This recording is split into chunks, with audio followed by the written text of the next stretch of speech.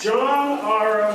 Jack Guthrie of Louisville is former chairman and founder of Guthrie Mays Public Relations, a firm that served national and international corporations, including Toyota, CSX Corporation, and Philip Morris.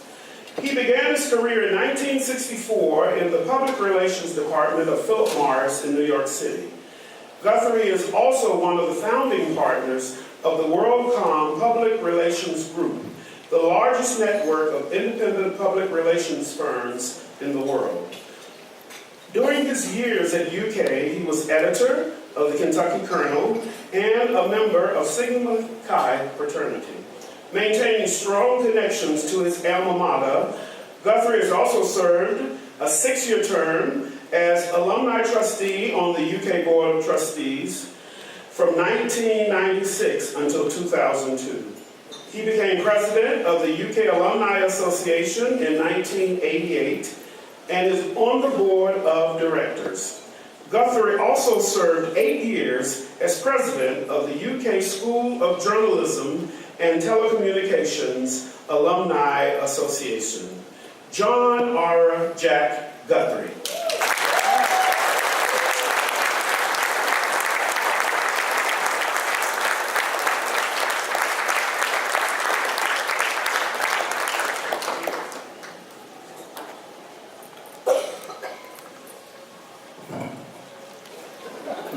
That's inspiring. Brand new.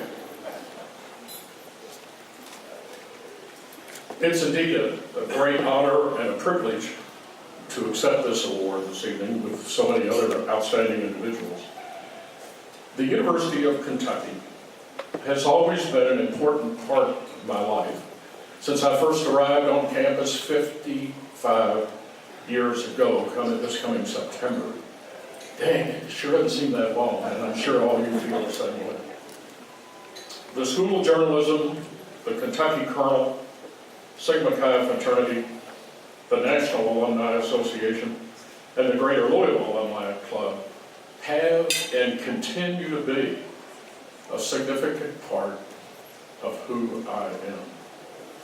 Thanks to the university, I've enjoyed a successful public relations career that, as mentioned, was started way back in 1964 in New York.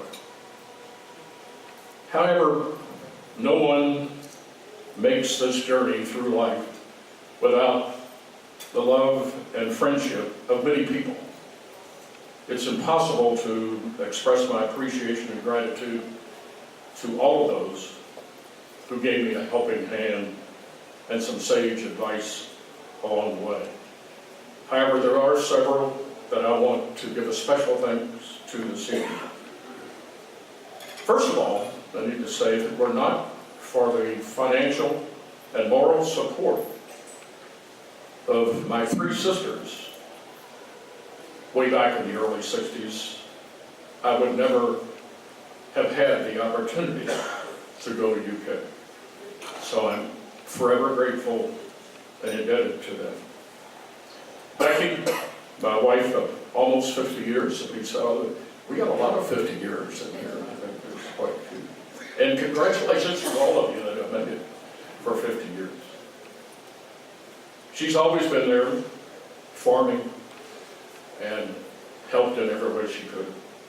My 4 children, and their spouses, and 2 of my 6 grandchildren, soon to be 7, are also here this evening. In addition, there are also a number of board members here from the Greater Louisville Club, which I appreciate their attendance this evening and being here. Lastly, there are 2 gentlemen I want to personally recognize and thank. Dr. Louis Donahue, a longtime professor at UK, who was faculty advisor of the Kentucky Colonel when I was editor. I made him live hard. And in those days of 1963, we led a campaign that I'm just as proud of today to integrate the Southeastern Conference. That was 52 years ago.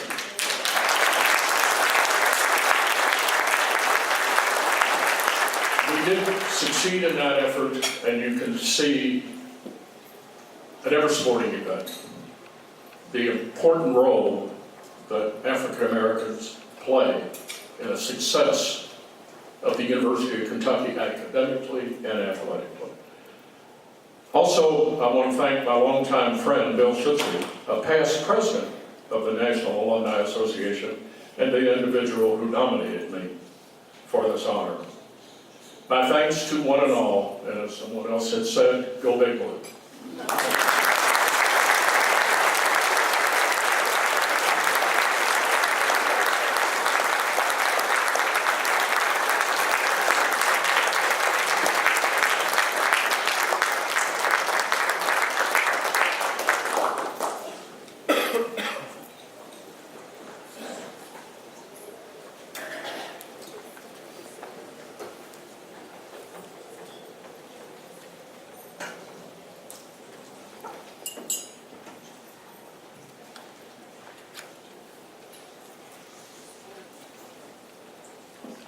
Dr. Artis D. Hoven. Dr. Artis D. Hoven, an internal medicine and infectious disease specialist in Lexington, served as president of the American Medical Association for 2013-14. She has been a member of its board of trustees since 2005, served as its secretary for 2008-2009, and chairwoman of the board for 2010-2011 and 2011-2012. Hoven also was president of the Kentucky Medical Association in 1993 and 94. She served as interim chief, Division of Infectious Diseases, and medical director at the Bluegrass Care Clinic as part of UK Healthcare until 2012, when she became president-elect of the AMA. Hoven has spent her career caring for patients with infectious diseases, including HIV and AIDS. She was motivated to get involved in organized medicine at the local, state, and national levels during the HIV/AIDS epidemic in the early 1980s. Hoven is a fellow of the American College of Physicians and the Infectious Disease Society of America. We regret that Dr. Artis D. Hoven is unable to be with us this evening. In her absence, she sent a video message to share with all of us.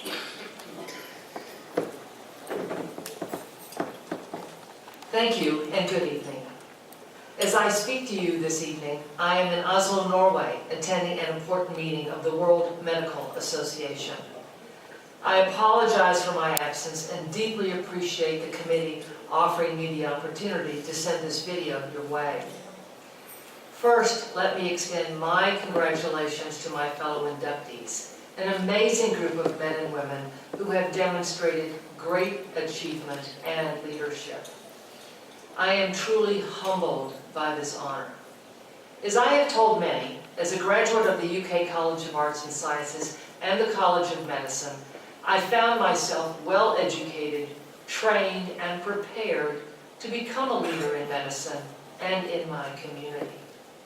But the times also provided the platform for me to be productive and able to create some degree of meaningful change.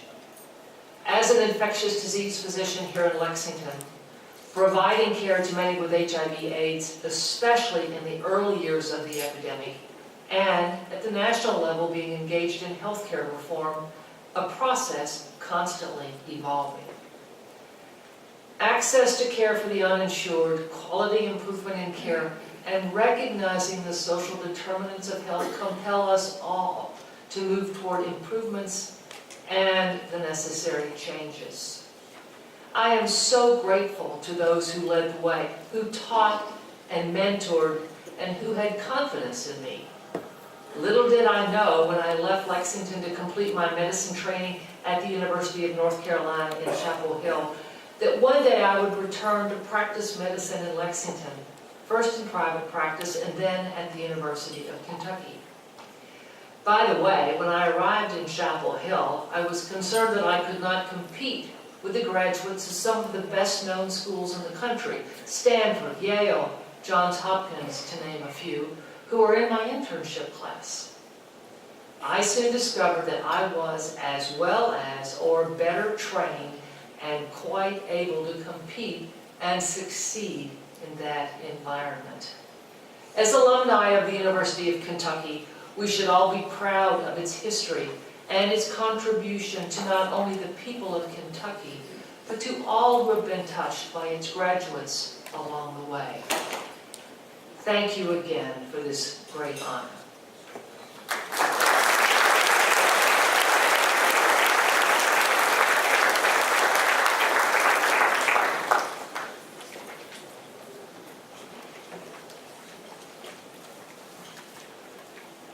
Robert Milton Huffaker is a scientist who has worked with NASA on the Apollo space program.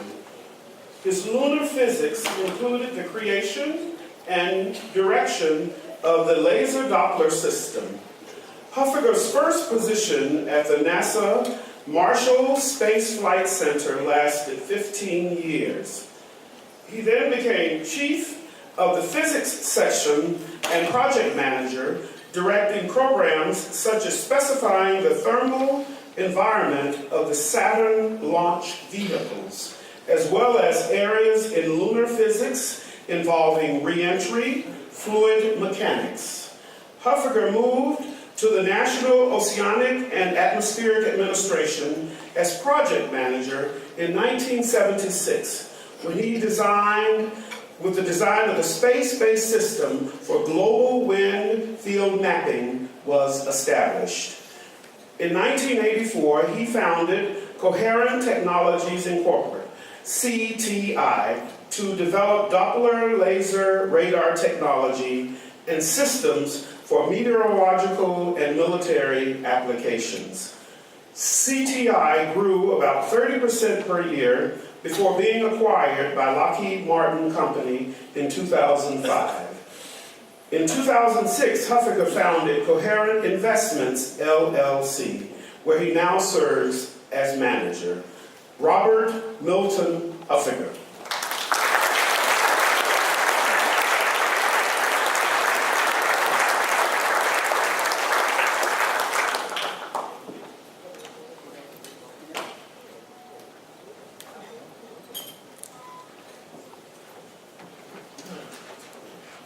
Just a few notes.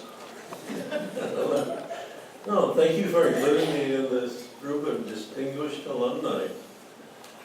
When I left the physics department in 1961 to work for NASA Huntsville with the von Braun group, I became very busy.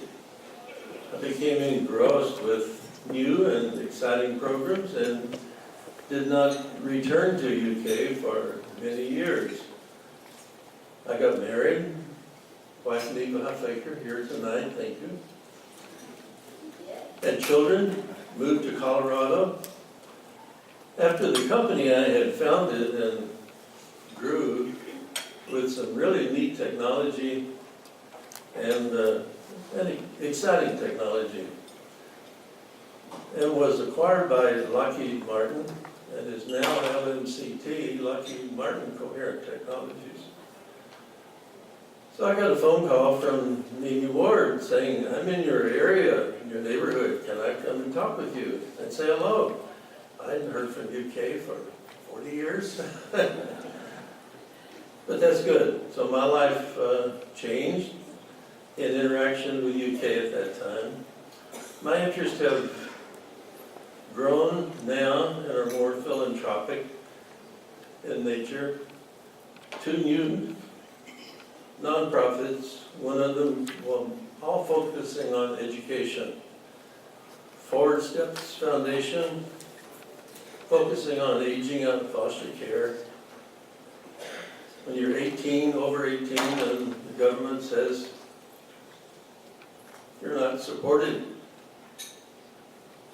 anymore, then you really are not old enough to take care of yourself at 18, or 19, or 20, maybe 21, after graduating school, perhaps, with college, with parents' help. Another foundation was called Forward Steps Foundation. With next foundation is Realizing Aptitudes Foundation, and that focuses on helping adolescents understand to understand themselves better and to help them in their cognitive abilities. Because everybody needs to know who they are and what they're good at.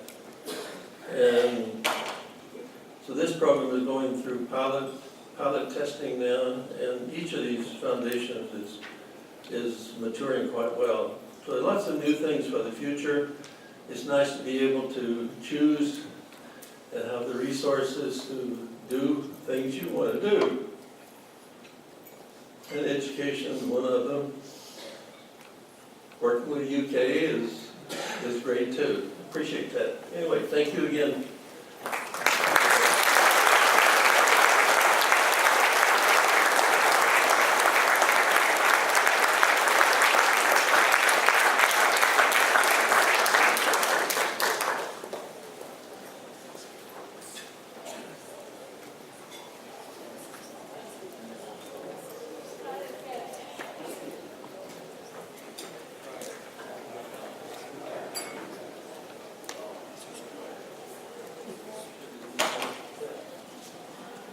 Terrence Hunt.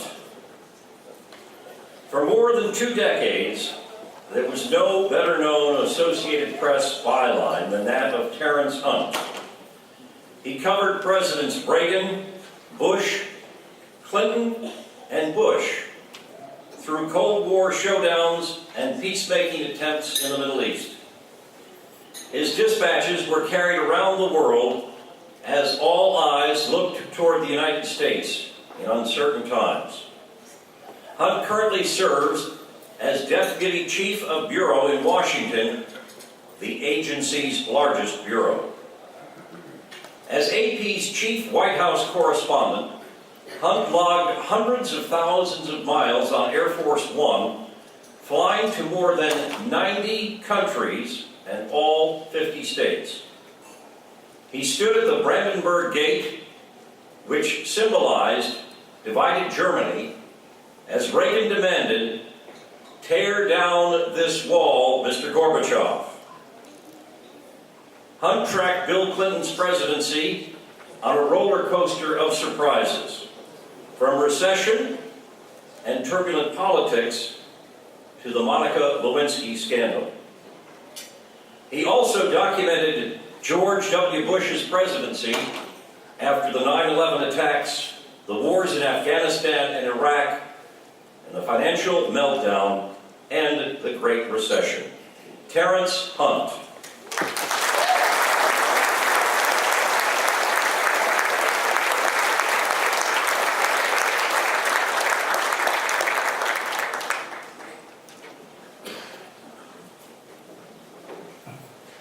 Thank you for this exceptional honor. And I thought you had to have a great jump shot to get into a Kentucky Hall of Fame. I come from Bellevue in northern Kentucky, where Lexington was regarded as a distant planet. I didn't tell my parents that I had applied to UK, and when I told them that I had been accepted, my father referred to that for the rest of his life as when I ran away from home. I want to tell you about one episode involving UK that had a lasting impact on my life. And that was shortly after I graduated from UK.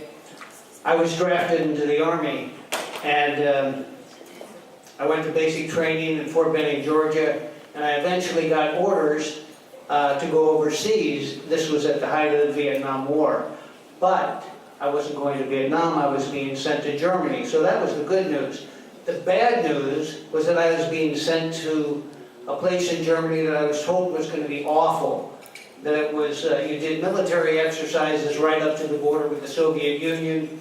You lived in tents the whole time. It was completely miserable. You lived in the snow, and it would be unpleasant. So I got on a plane and I landed in Frankfurt, Maine Air Force Base, and I went through processing, and I encountered this sergeant major, and he looked at my personnel file.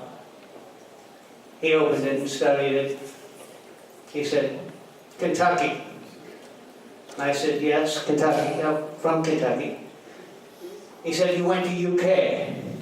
I said, "Yes, I did, I went to UK." He said, "I'm from Hazard, Kentucky." I had a glimmer of hope. Then he said, "How's Ruff doing?" I said, "Oh, Ruff, he's doing great. He is doing fine, you know. The man's still got it." He said, "Dan Issel, he's the man, isn't he?" I'm like, "Oh yes, Dan Issel is the man." We went down the roster of all the players. He would say something positive, I would agree, absolutely. So at the end of the interview, he scribbled some stuff into my personnel file. And he looked up at me and he said, "You're going to Heidelberg." Heidelberg was like the nicest place in Germany that you can imagine. So I had gone from this awful, terrible place to the cushiest job in Germany. And to that I have to say, thank you, UK.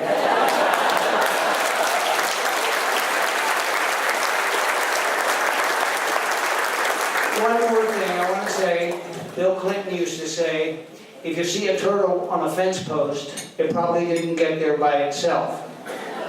That's certainly the case with me. I didn't get there by myself. My wife Jeannie, who's here, my wife and partner of almost 45 years, not 50, sorry, not yet. She supported me the entire way, all my absences. My friends Jean and Judy Claves are here, where they served with me on the Kentucky Colonel, the school newspaper that we all worked so hard for. And my friend Sam Abel, who is here tonight, who is also in this hall somehow. Sam was a photographer on the National Geographic, and he traveled the world for them as I traveled the world with the president. And I'll say my only beef with Sam right now is that 50 years later, Sam still thinks it was me who put the shaving cream in his bed, Donovan Hall, 3rd floor rear. Not so. Thank you very much.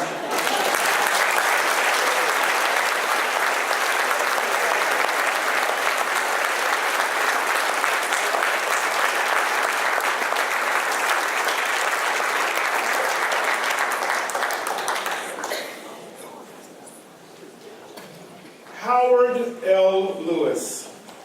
Howard L. Lewis is the chairman, founder, and CEO of Family Heritage Life Insurance Company of America. He began his professional career in the financial services industry with Central Trust Company in Cincinnati, Ohio, and succeeded over the years in companies such as Picker International Corporation, Progressive Insurance Company, and Capital American Life Insurance Company, where he was promoted to president of Capital Consumer Marketing and became responsible for 1/3 of the company's overall sales. In 1989, Lewis secured financing for a new venture and founded the Family Heritage Life Insurance Company of America. He built the company on the principles of service and integrity, and it has grown at a compounded rate exceeding 20% annually since its inception.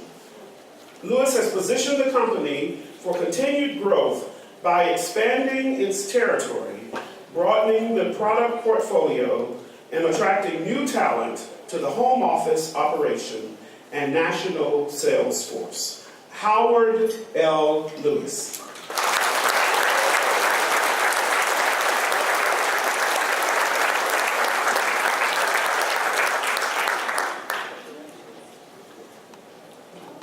Good evening. Everyone who has been up here thus far and those who will come include in their comments two things.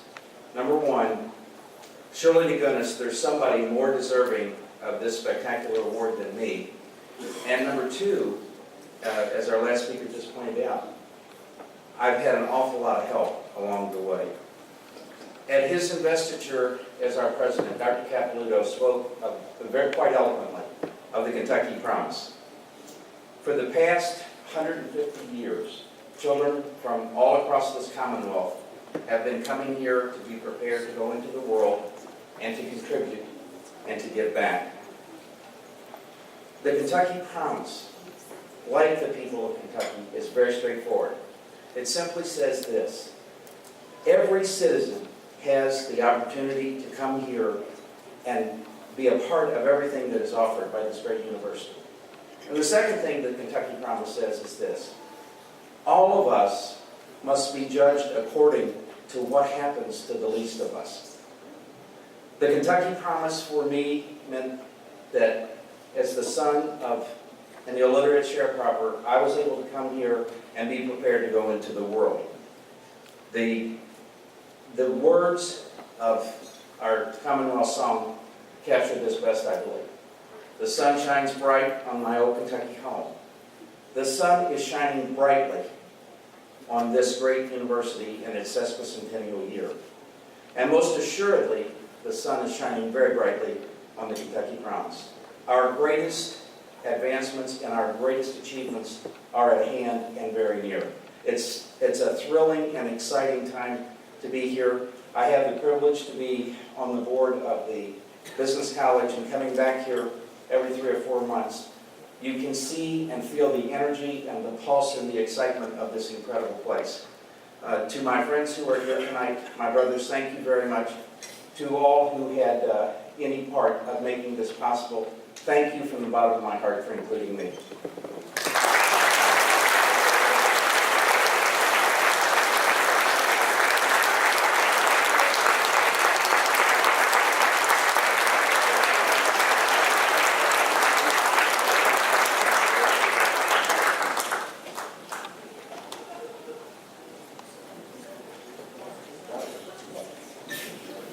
Thomas W. Lewis. Tom Lewis is the founder, owner, and CEO of T.W. Lewis Company, a Phoenix, Arizona-based real estate investment company that has received industry awards, including America's Best Builder in 1998 and the National Housing Quality Gold Award in 2009. Individual awards earned by Lewis include the Arizona Real Estate Entrepreneur of the Year by Ernst & Young in 1994, Arizona Business Leadership Award in 2006, and the Arizona Good Scout Award from the Boy Scouts of America in 2007. He was also honored as a significant SIG by the Sigma Chi fraternity in 2007 and received the University of North Carolina MBA Alumni Merit Award in 2011. In 2013, Lewis received a Lifetime Achievement Award from Professional Builder Magazine and the National Housing Quality Award Committee, and was named the very first inductee into the National Housing Quality Hall of Fame. He's also a member of the World Presidents Organization and CEO International. Thomas W. Lewis.